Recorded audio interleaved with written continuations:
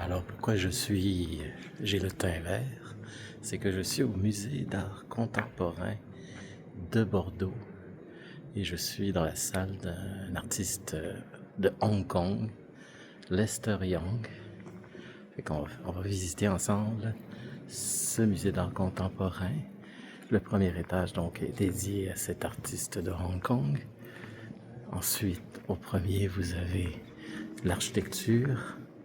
Et au deuxième, vous avez le, la collection permanente. Alors, il y a des échafaudages. Je vais explorer tout ce qui baigne dans la lumière verte. C'est pour ça que j'ai le teint vert. C'est de cet artiste-là. Alors, il aime la couleur verte malade, si on peut dire ainsi.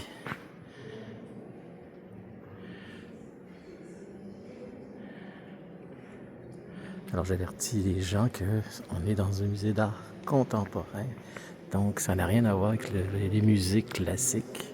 On sort des sentiers battus. Par exemple, quand vous rentrez dans le musée pour voir l'exposition de Lester Young, il vous donne des rubans que vous accrochez vous-même pour montrer que vous êtes venu. C'est un peu comme laisser sa marque. Et cet échafaudage-là que je suis en train de monter, ça fait partie de son installation. Alors ça c'est assez.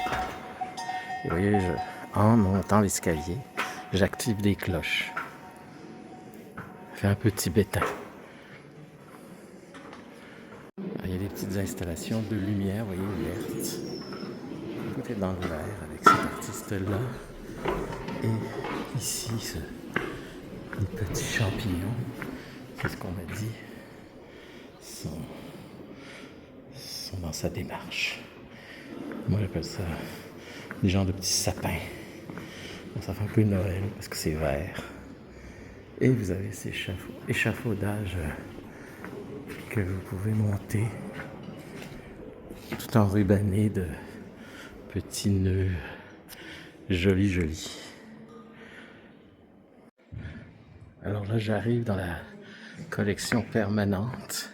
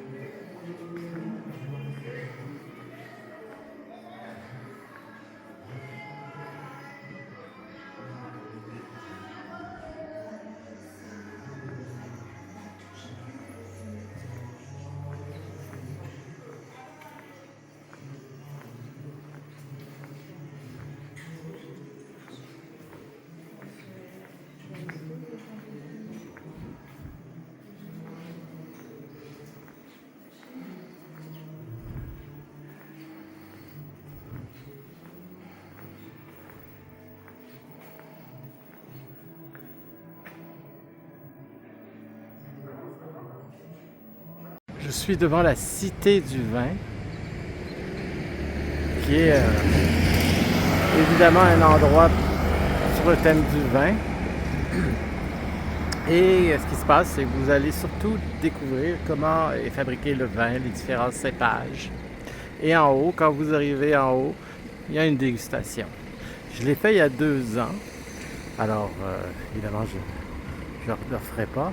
Mais ce qui est nouveau, ce qui n'était pas là la dernière fois, c'est les halles de Bacalan.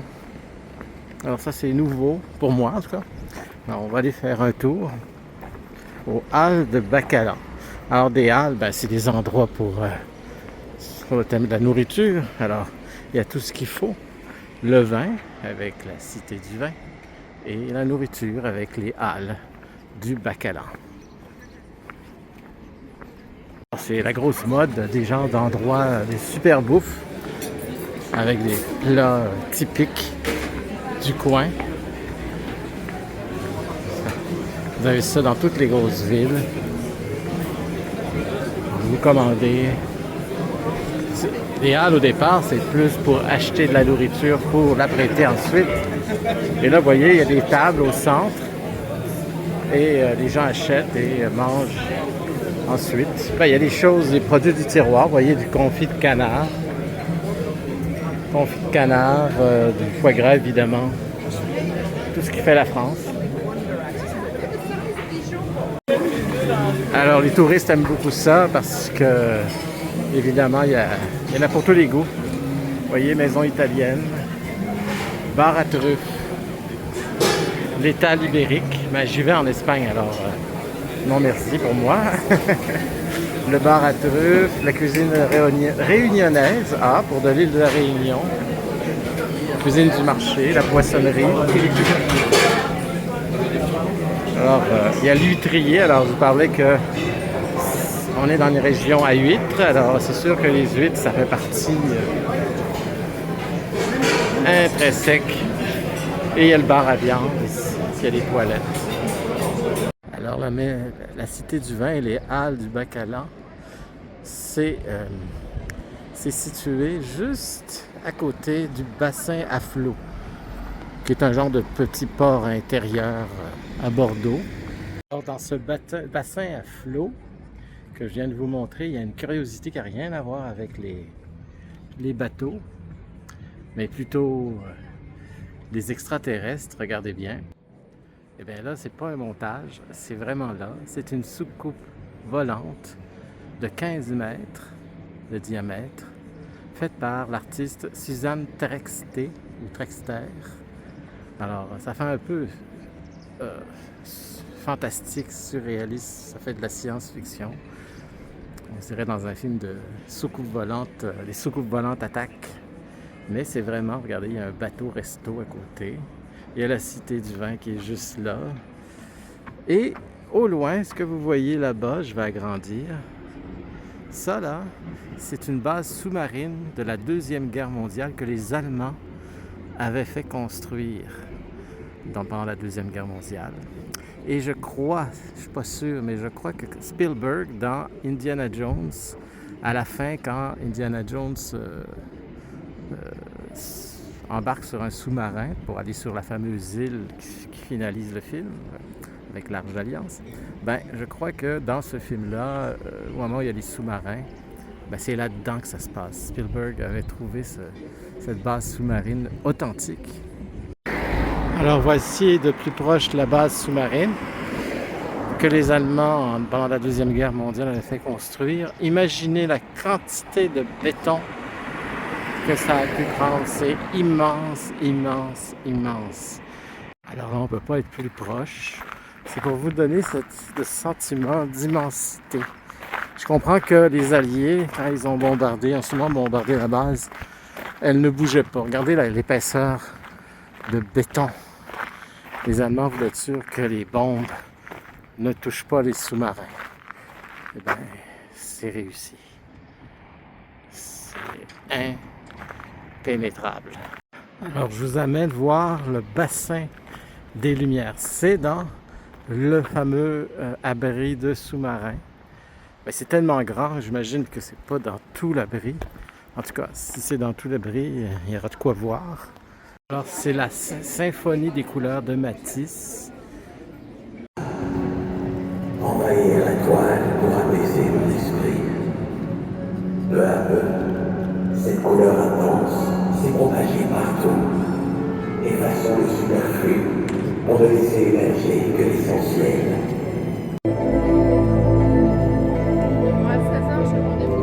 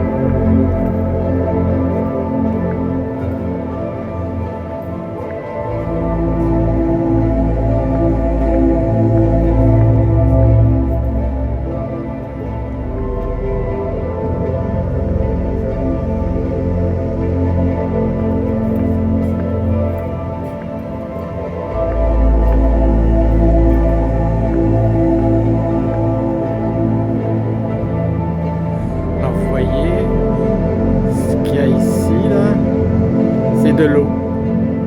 Là où les sous-marins étaient placés, ils servent de ça comme miroir. C'est bien pensé. Ils servent de miroir pour projeter encore plus de... Ça projette de tous bords, de tous côtés. C'est incroyable. Vous voyez l'eau qui est ici en bas. Et on entend l'eau d'ailleurs dans la projection.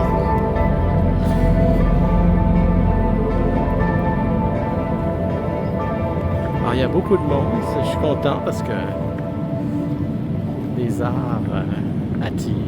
Il faut dire qu'en France, c'est des gens qui sont plus proches de l'art que, par exemple, les Américains. Même s'il y a des grands artistes américains, ça n'enlève pas. C'est juste que tu as peur de quand tu marches, tu ne vois pas très bien. Tout est noir. Et t'as peur de tomber dans l'eau. Mais il y a des bonnes rampes. Là, on voit bien les bassins.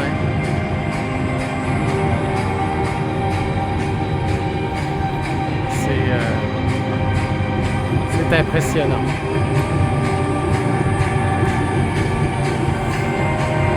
Il y en a partout, partout, partout.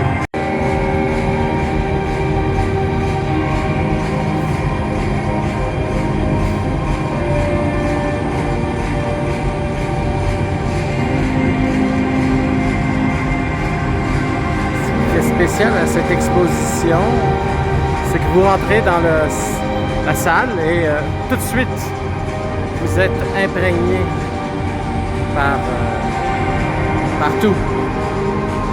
Et comme c'est Matisse, la couleur est là. La musique est bonne aussi. C'est vraiment bien. C'est une découverte pour moi. J'étais jamais venu ici. Ça n'existait pas encore. Quand je suis allé à la cité cité des vins.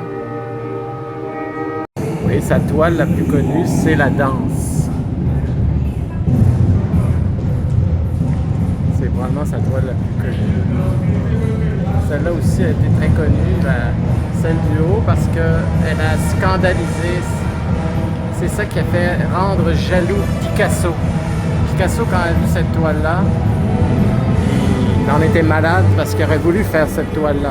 Il y avait une rivalité entre Picasso et Matisse.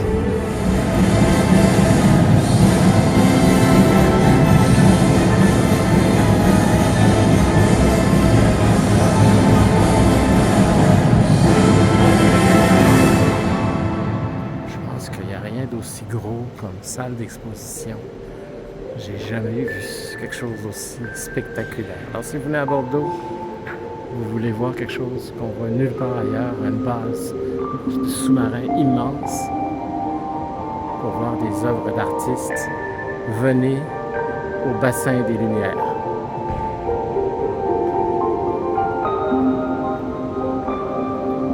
C'est incroyable.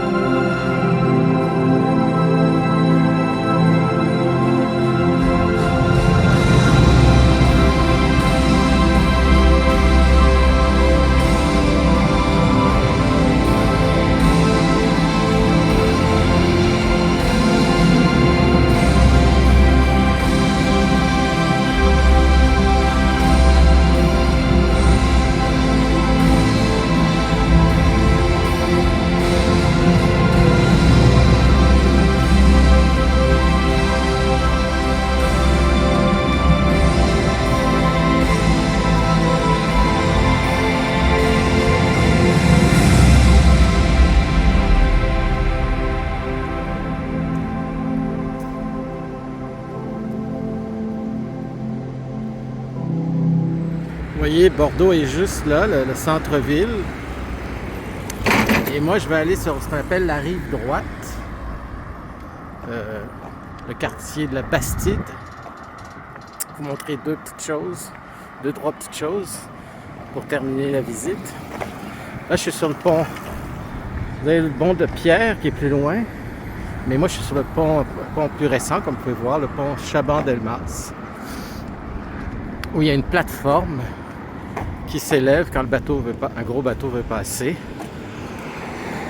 Je vous montrerai ça. Et il y a un contrepoids pour lever cette plateforme de 600 tonnes. Ça fait que quand il est en haut, quand la plateforme est levée, si c'est en panne, juste le poids de la plateforme, là, ça redescend. Mais il y a un contrepoids de 600 tonnes pour lever la plateforme que je vais vous montrer. Quand un gros bateau veut passer, il baisse ses guérites, comme ça. Et la plateforme qui commence ici, vous voyez, elle commence ici. Elle s'élève en ligne droite sur ses piliers, deux là et deux de l'autre côté. Et comme je vous dis, c'est ce contrepoids de 600 tonnes qui permet la levée sur ces 4 piliers, deux là et deux de l'autre côté. Là, on peut voir la Garonne par une belle journée ensoleillée. Alors, c'est la première fois que je traverse sur le pont Chaban-Delmas. Chaban-Delmas, je vous le rappelle, ça a été le premier ministre de Pompidou de 69 à 72. Et il a été maire aussi de la ville de Bordeaux, d'où un pont. Et il y a une statue aussi. Alors nous sommes à Darwin, sur la rive droite. Et c'est le lieu alternatif de Bordeaux. C'est très populaire. Vous voyez, il y a plein de choses, plein de curiosités. C'est la première fois que je viens ici, mais c'est vraiment particulier.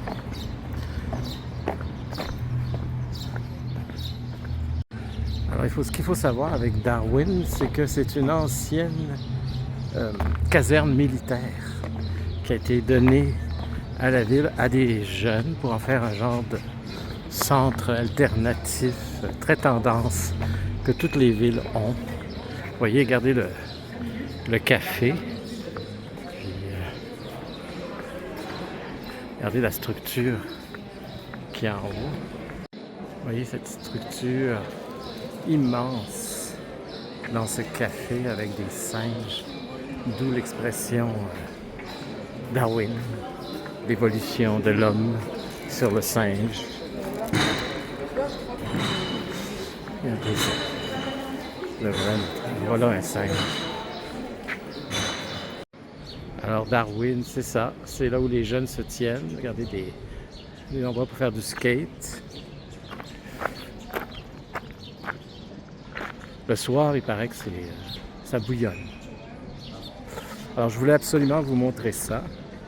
Il y a une dernière chose, on va aller traverser le pont de pierre. Alors Darwin, c'est plus grand que ça. C'est comme un village à lui-même. Mais c'est des ateliers, des artistes, des choses comme ça. Alors là, je vais quitter Darwin et retourner à Bordeaux par le pont de pierre. Et ça va terminer notre voyage. Notre promenade des musées. En fait, je voulais faire un autre musée, le musée d'art, d'histoire des Beaux-Arts, le musée des Beaux-Arts. Et malheureusement, il est fermé le mardi. Qu'est-ce que vous voulez? Voici le pont de pierre sous un autre angle. Et je vais terminer avec une sculpture de 2005. Ça s'appelle le lion. Alors cette sculpture, le lion, a été créée par Xavier Vellan. Je l'aime beaucoup parce que c'est mon signe astrologique en plus. En bleu, puis parce que j'aime le bleu, et c'est mon signe. Une dernière prise de vue de cette sculpture, et ça va terminer notre visite des musées, en fait de 2 musées, et des installations, toutes sortes de choses, comme vous avez bien vu, et ça m'a fait plaisir. J'espère que ça vous a fait plaisir aussi, parce que pour moi, c'est vraiment...